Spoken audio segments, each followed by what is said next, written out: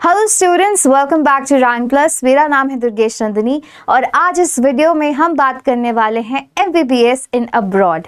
अब क्योंकि आपका नीट का एग्ज़ाम हो चुका है, आपको आंसर कीज़ भी काफ़ी हद तक पता चल चुकी है, आप अपने मार्क्स का खुद आइडिया लगा सकते हैं। और क्योंकि एक्सपेक्टेड कट ऑफ्स हमें पता ही होती हैं, अराउंड 600-615 आ रही है, तो हमें मिलने वाला है कोई गवर्नमेंट कॉलेज, राइट। तो अब ये हबड़ा दबड़ी चल रही है दिमाग में कि क्या हमें गवर्नमेंट कॉलेज जब नहीं मिल रहा है इंडिया में, तो क्या हम MBBS अब्रॉड करने का फ़ैसला ले सकते हैं।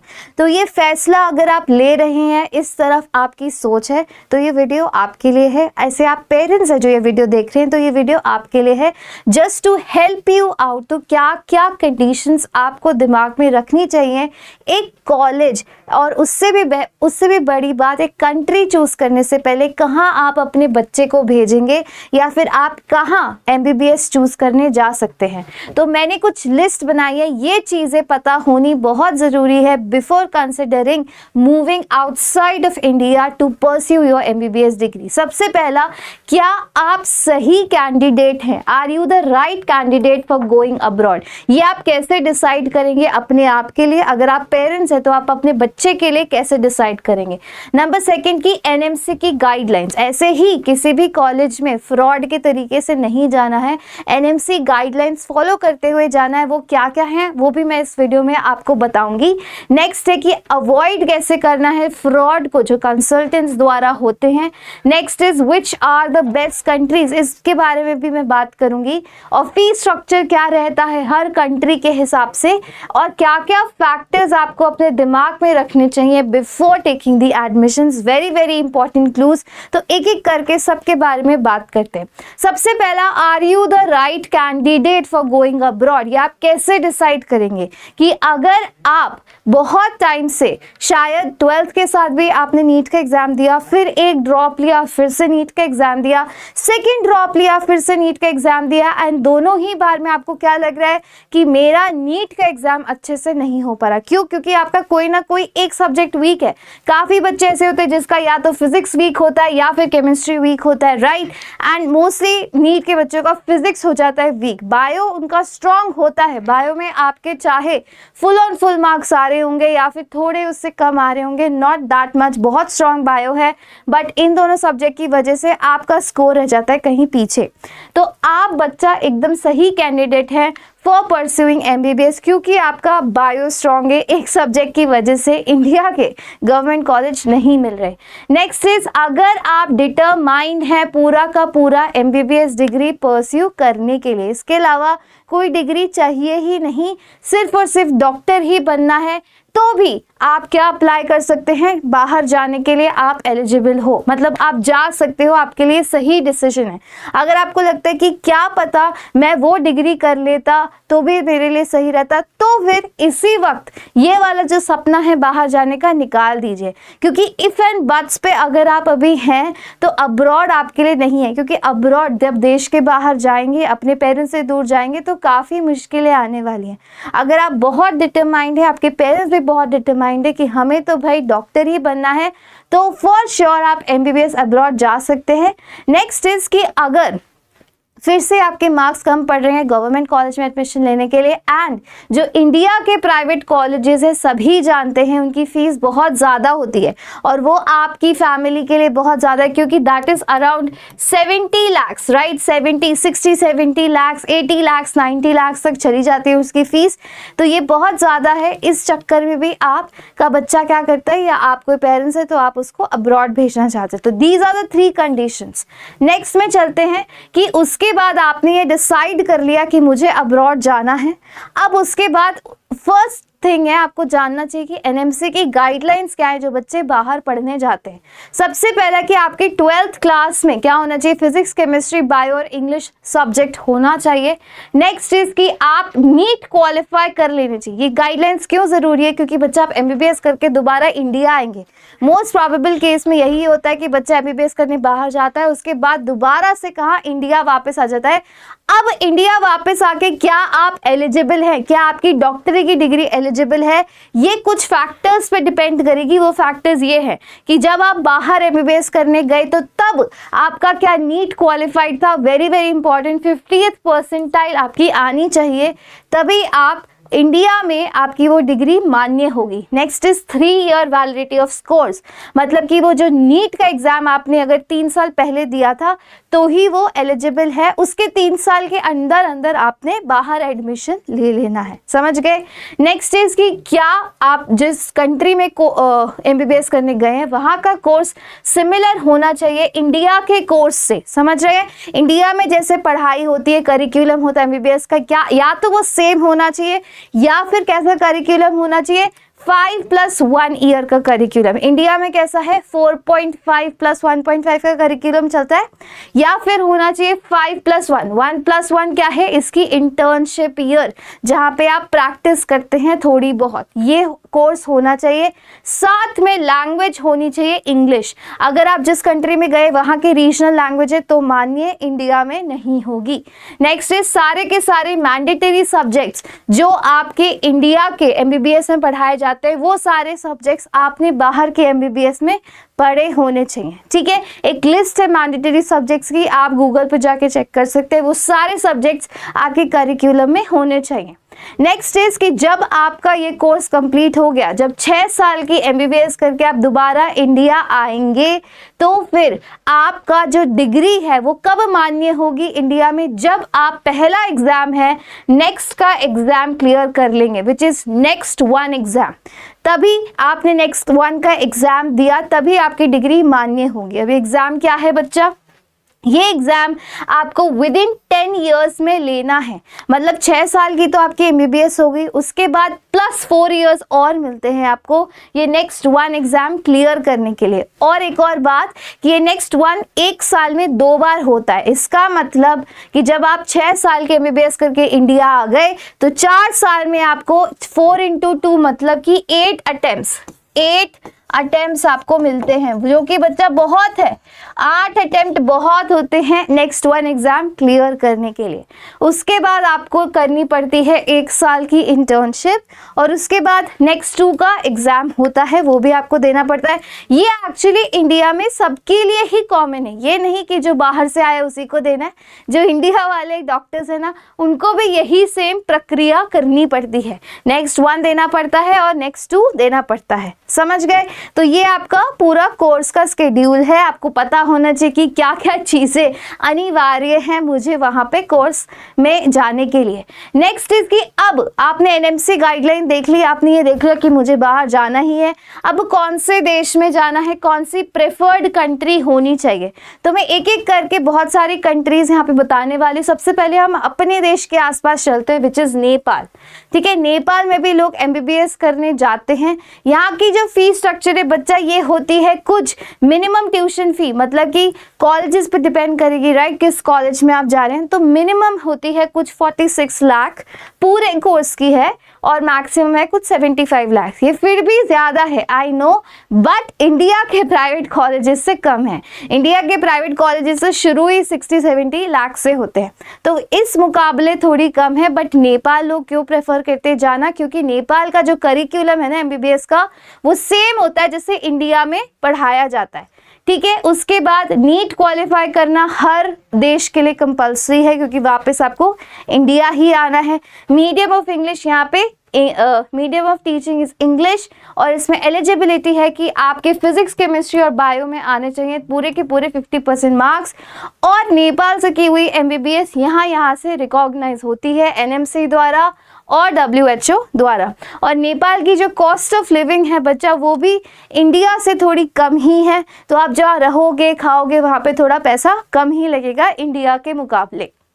नेक्स्ट चलते हैं हम चाइना में। अब चाइना फिर से एक बहुत ही बढ़िया कंट्री MBBS करने के लिए, बहुत बच्चे जाते हैं और बहुत तारीफ भी करते हैं यहाँ पे जाके MBBS करने की। फिर से यहाँ पे MBBS की ड्यूरेशन है 5 to 6 ईयर्स की, ठीक है। यहाँ पे आपकी एलिजिबिलिटी क्या होनी चाहिए, आपके पास 70% मार्क्स होने चाहिए PCB में। मीडियम ऑफ टीचिंग यहाँ पे दोनों चाइनीज और इंग्लिश में होता है, तो आप ऑब्वियसली इंग्लिश चूज करेंगे। अब यहाँ की फी स्ट्रक्चर देखो, 21,000 RMB to 48,000 RMB, which is around same होता है कि 40 लाख से अराउंड शुरू होता है और 70 लाख तक जाता है, तो थोड़ा सा एक्सपेंसिव एंड पे है, बट क्योंकि बट यहाँ इंडिया के प्राइवेट कॉलेजेस से सस्ता है, ठीक है। लिविंग कॉस्ट यहाँ पे थोड़ी बच्चा चीपर होती है वेस्टर्न कंट्रीज के मुकाबले।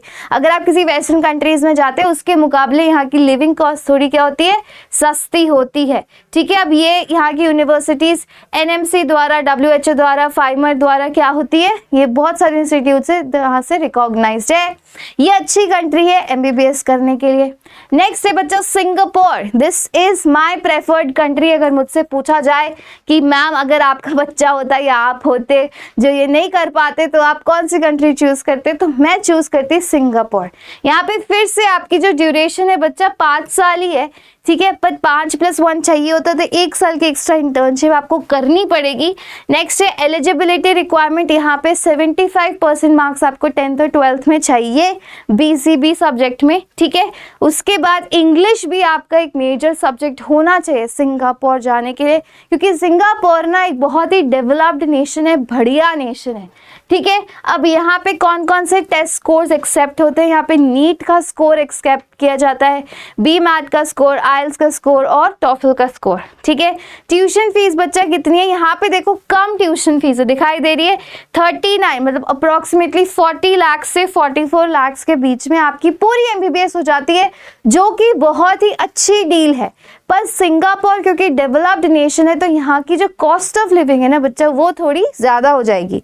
बट सिंगापुर का और प्लस पॉइंट क्या है कि सिंगापुर क्योंकि फिर से डेवलप्ड नेशन है तो यहाँ पे एम्प्लॉयमेंट अपॉर्चुनिटीज़ बहुत ज़्यादा है। ऐसा बोला जाता है कि 80% स्टूडेंट्स जो सिंगापुर जाके MBBS करते हैं ना वो वहीं पर सेटल डाउन हो जाते हैं, उनको रेजिडेंसी मिल जाती है, तो इंडिया आने की ज़रूरत ही नहीं पड़ती क्योंकि वो है ही इतना प्यारा देश, ठीक है।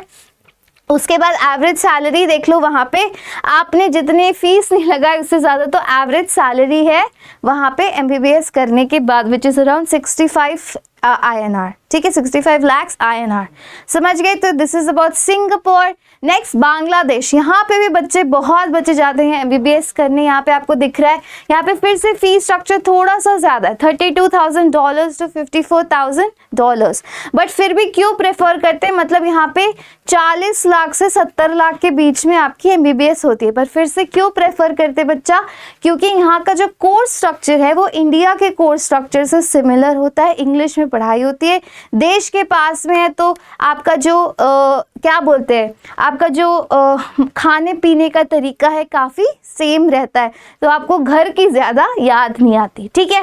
नेक्स्ट चलते हैं जॉर्जिया। अब हम यूरोप पहुंच चुके हैं, तो जॉर्जिया के इंस्टीट्यूट भी बहुत पॉपुलर है, काफ़ी इंडियन स्टूडेंट्स जाते हैं वहाँ पे MBBS करने। यहाँ की बेसिक एलिजिबिलिटी देख लीजिए कि 50% मार्क्स आपके PCB में होने चाहिए अगर जनरल कैटेगरी के हैं, और SC ST में यहाँ पे फिर से 40% मार्क्स आपके पास होने चाहिए। नीट एग्जाम टेस्ट सिर्फ क्वालिफाई होना चाहिए, विच इज़ 50th परसेंटाइल आपके पास होनी चाहिए, ठीक है। उसके बाद बाकी चीज़ें कि यहाँ का कोर्स स्ट्रक्चर क्या है। यहाँ पे फी देख रहे हो, मिनिमम फीस है बच्चा यहाँ पे 3.5 लाख पर ईयर और मैक्सिमम होती है 5 लाख पर ईयर, और 5 साल का कोर्स है, ठीक है। तो अप्रॉक्सीमेटली आपकी 25 लाख के अंदर पूरी MBBS हो जाती है, ठीक है। उसके बाद कॉस्ट ऑफ लिविंग यहाँ पे थोड़ी ज़्यादा है क्योंकि ये थोड़ा यूरोपियन नेशन है, यूरोप में पड़ती है तो थोड़ी सी ज़्यादा कॉस्ट ऑफ लिविंग है, बट फिर भी मोटा खर्चा मिलाएंगे तो इंडिया के प्राइवेट कॉलेजेस से बहुत कम कॉस्ट में आपकी पूरी MBBS हो जाती है। कोर्स ड्यूरेशन देख लो 4.8 + 1 ईयर ट्रायल्स होती है, इसको आप थोड़ा एक्सटेंड कर देंगे तो आपका इंडिया का क्राइटेरिया कंप्लीट हो जाएगा। नेक्स्ट है Russia. Again a very good country to go to, क्योंकि ऐसी कंट्रीज ही बच्चा चूज करनी चाहिए जो हमारे देश के साथ जिसके रिलेशंस अच्छे हैं।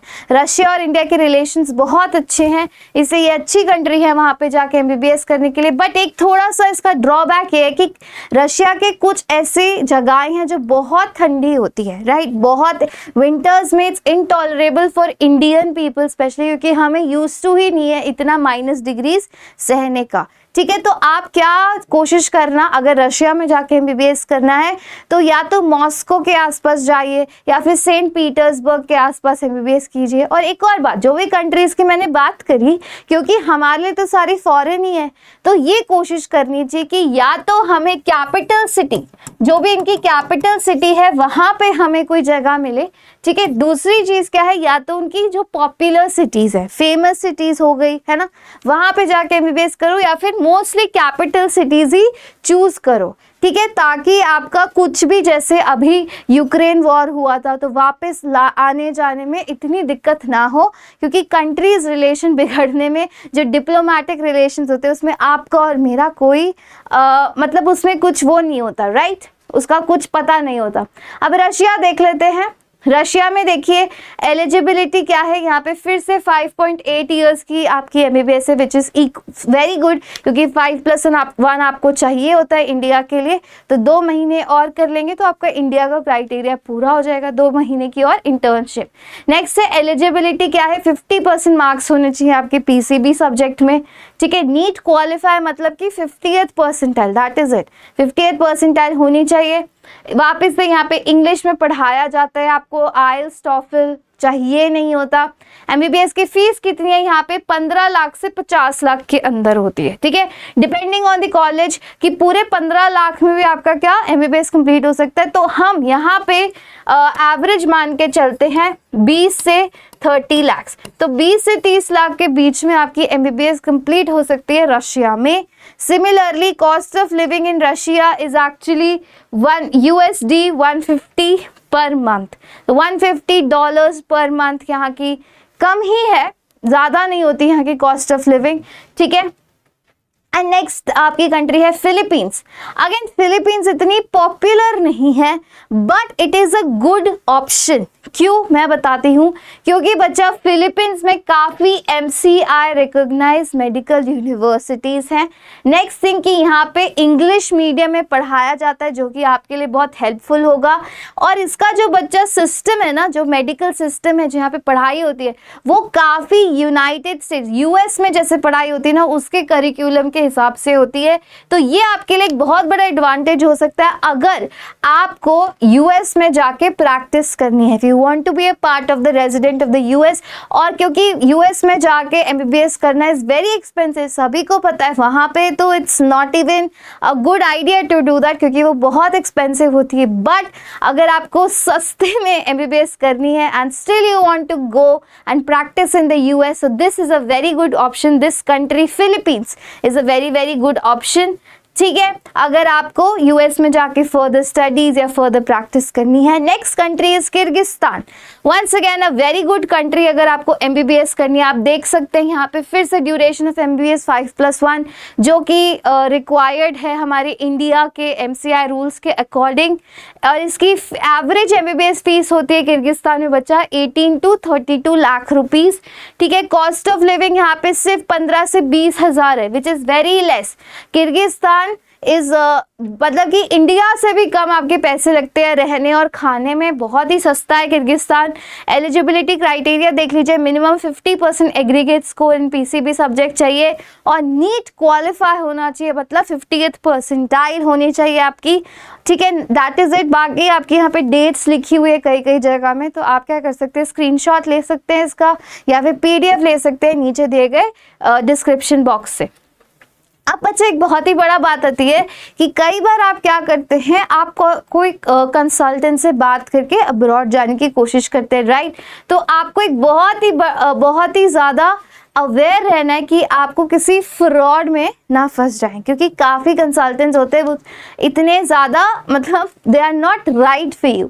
तो आपको क्या बोलेंगे, वो बोलेंगे कुछ लोग हैं, कुछ ऐसे टर्म्स हैं जो वो यूज़ करते हैं जिसको आपको अवॉइड करा है। वो बोलेंगे कि मैडम आप यहाँ से MBBS करेंगे तो आपको लाइसेंस टू प्रैक्टिस मिल जाएगा। जैसे ही ये वर्ड आ जाता है तो आपको समझ जाना है कि बच्चा वो आपके साथ फ्रॉड करने की कोशिश करे, क्योंकि लाइसेंस टू प्रैक्टिस कोई कंट्री आपको दे ही नहीं सकती। आप समझ रहे हैं ये बात?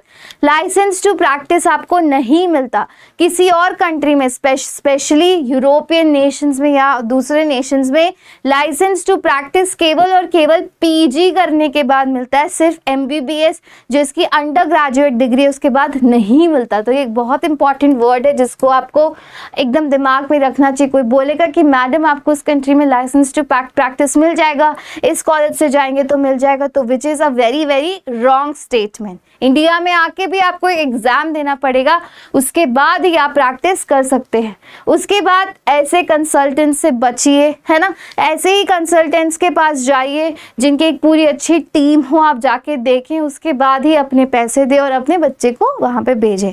और आपको इस रिगार्डिंग और इन्फॉर्मेशन चाहिए अच्छे कंसल्टेंट से, कहाँ से क्या करना है ma'am, is it right, is it not right, तो rank plus team is forever there to help you out with these things. क्योंकि हमारे पास बहुत स्टूडेंट्स होते हैं तो टीम को बहुत आइडिया होता है ना, क्योंकि these are the used to things for us now.